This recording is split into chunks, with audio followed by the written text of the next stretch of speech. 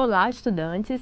Neste vídeo a gente vai continuar falando, né? Na verdade a gente vem de uma sequência falando sobre elementos textuais, a gente já falou de coesão e coerência, fatores semânticos, fatores pragmáticos. Neste vídeo a gente vai enfatizar ainda mais o tópico relacionado à coesão e coerência, vou destacar aqui para vocês, coesão e coerência, e aí a gente vai entender, né? Qual é essa relação entre coesão e coerência? Quando a gente trabalha esses tópicos, eu acredito que vocês já viram em vídeos anteriores, a gente trabalha um pouco falando sobre o que é coesão, o que é coerência, dependendo do enfoque da aula, a gente detalha um pouco mais.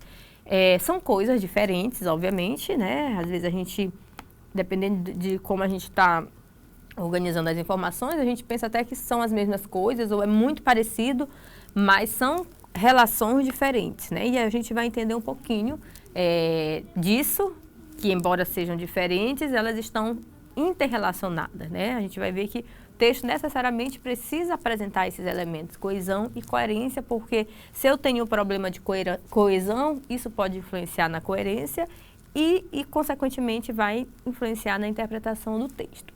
Então, o primeiro tópico que a gente vai trabalhar aqui, estudantes, é a coesão, né? Pensando nessa construção do texto. Então, quando eu falo de coesão textual, o ponto que eu preciso destacar é que quando eu produzo o texto são várias informações. Então, o texto escrito, por exemplo, a gente vai organizando em período, se for um texto em prosa, até o parágrafo ficar bem estruturado, né? Em média, um parágrafo de 6, 8 linhas.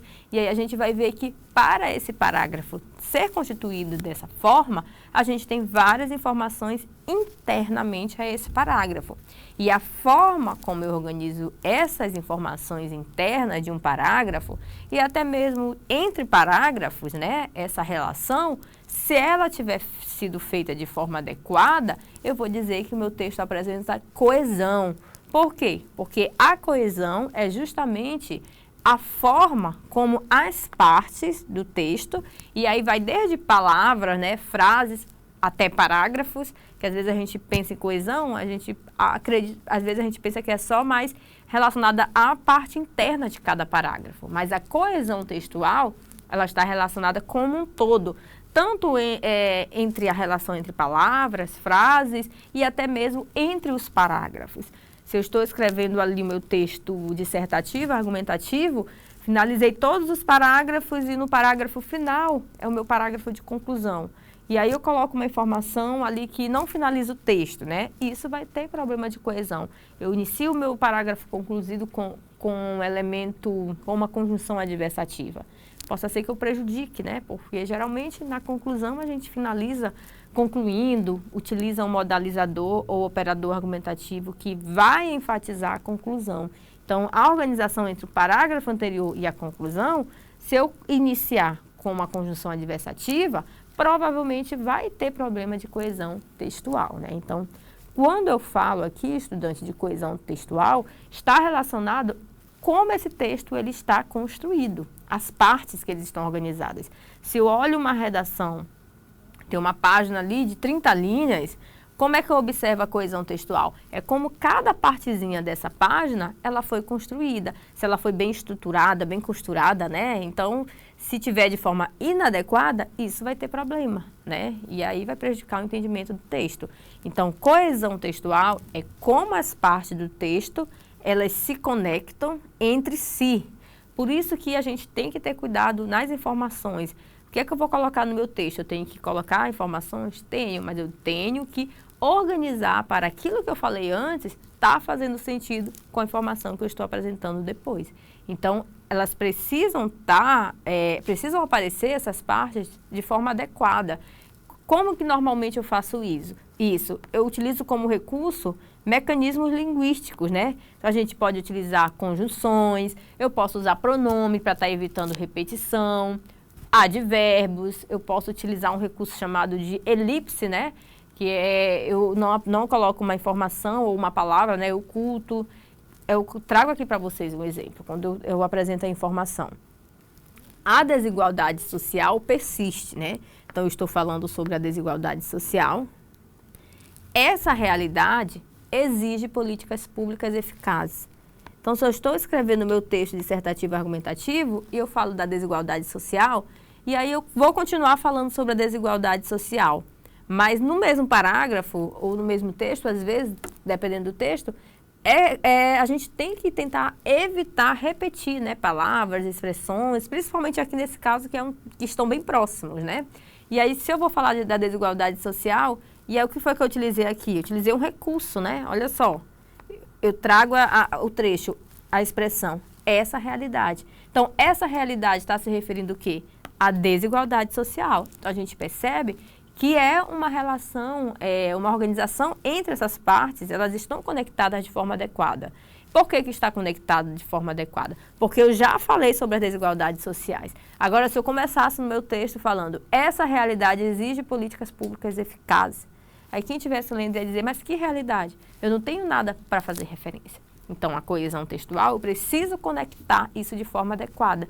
Então, eu conectei as desigualdades, eu conectei essa informação com a segunda informação, utilizando o quê? Eu utilizei uma outra expressão para me referir ao que eu tinha falado anteriormente. Então, quando eu trago aqui o trecho, essa realidade, isso está retomando, né? E aí, isso tem um tipo de coesão que a gente chama para esse tipo de retomada, que é coesão referencial. Eu trago uma informação fazendo referência, né, a algo já apresentado no texto. E aí, além da coesão, né, aqui eu trouxe um exemplo de coesão referencial, mas há vários tipos de coesões, né, de classificações da coesão. Mas o ponto principal aqui, que eu quero que vocês entendam, é que a coesão é a relação entre as partes, né? Aqui eu utilizei essa expressão para retomar a desigualdade social, mas eu poderia utilizar uma coesão textual adversativa.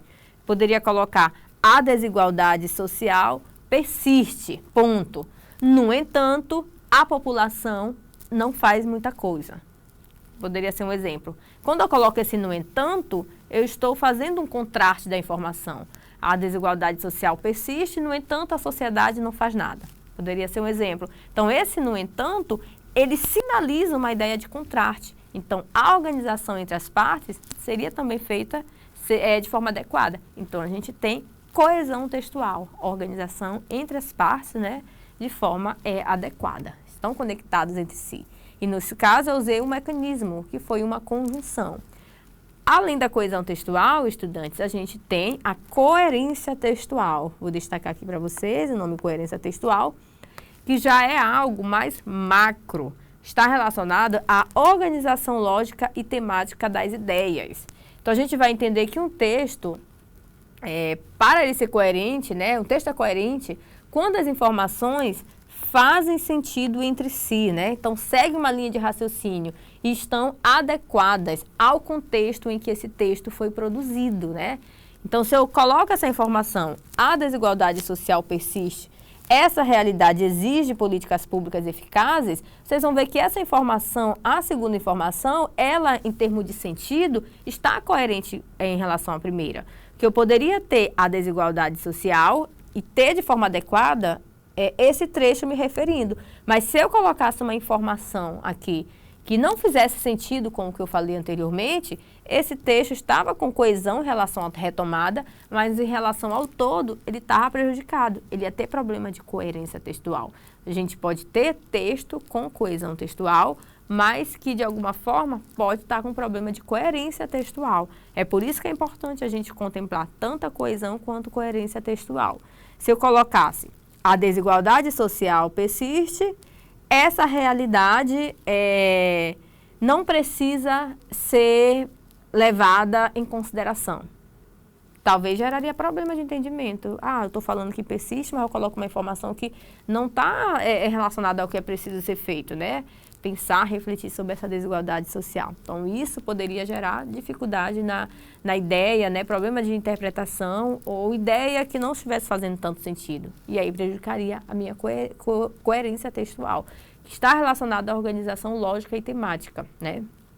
Apresentada no texto. Então, para um texto ser coerente, as informações precisam fazer sentido entre si, seguir uma linha de raciocínio e precisam estar adequadamente relacionada ao contexto. Eu trago aqui para vocês um exemplo, porque eu acredito que fica mais claro. Eu coloco o trecho. a desigualdade social persiste. Então, tem a primeira informação. A desigualdade social persiste, por isso, olha só o uso de uma conjunção, né? Para unir as partes. Então, tem coesão textual, organização entre as partes. E aí, se as partes, o conteúdo estiver adequado com o que está sendo apresentado, aí sim tem coerência textual.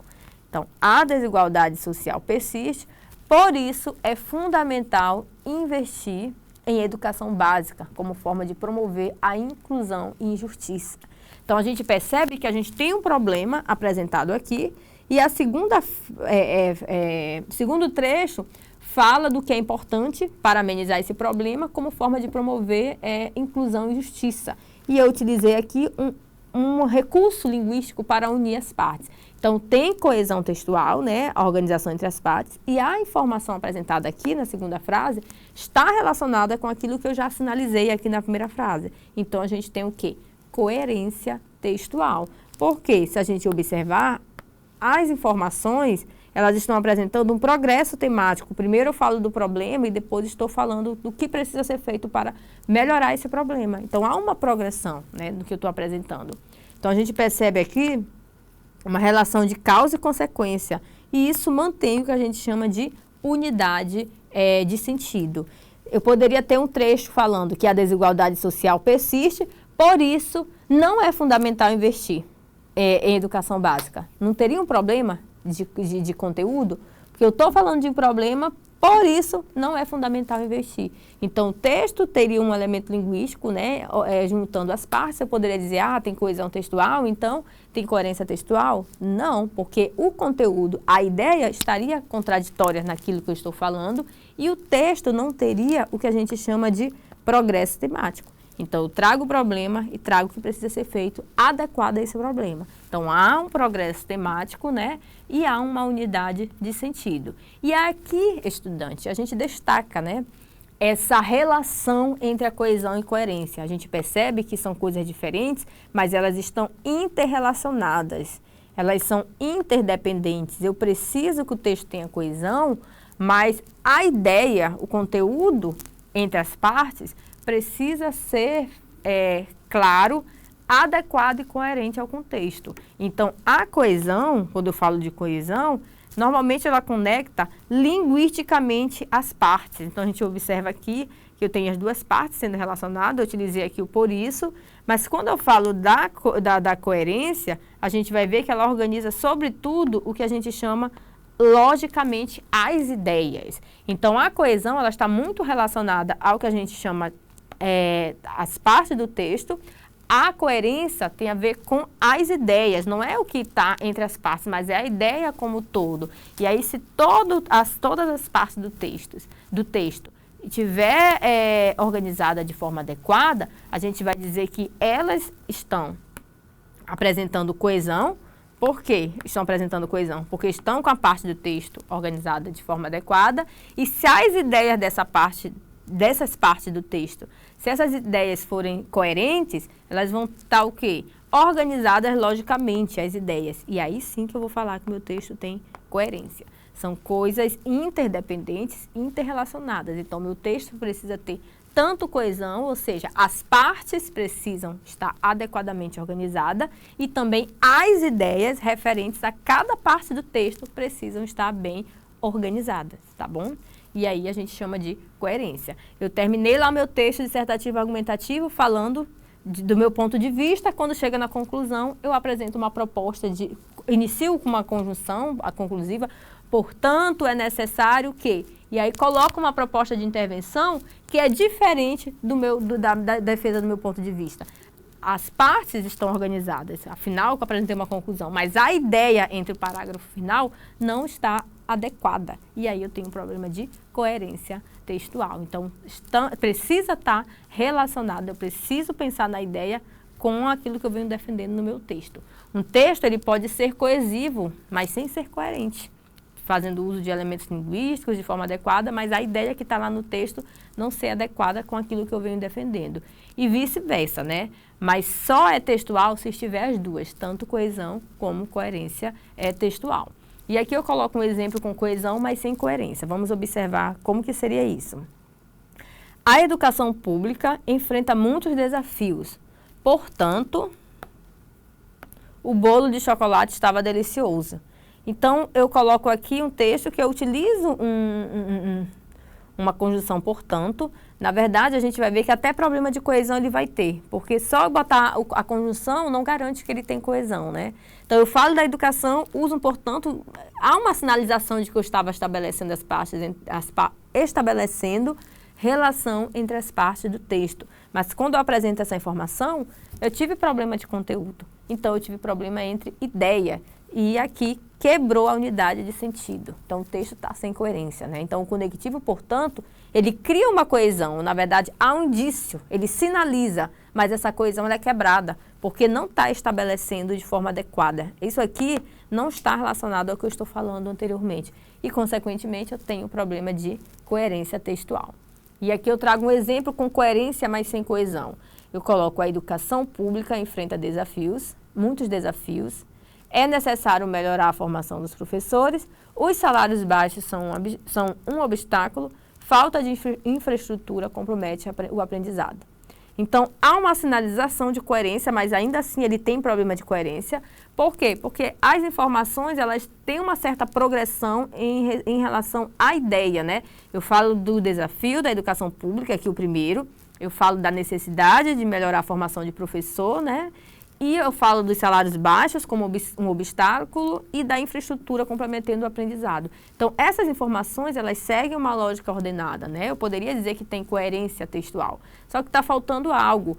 As partes de cada uma dessas informações, a gente precisava colocar alguma coisa, um elemento linguístico para unir cada uma dessas partes. Então, isso está prejudicando o problema de coesão. Então, aqui, eu diria que está tanto com problema de coesão como de coerência, né? Mas só para entender que a coesão, a relação entre as partes, isso é muito importante também para garantir de forma plena a coerência textual.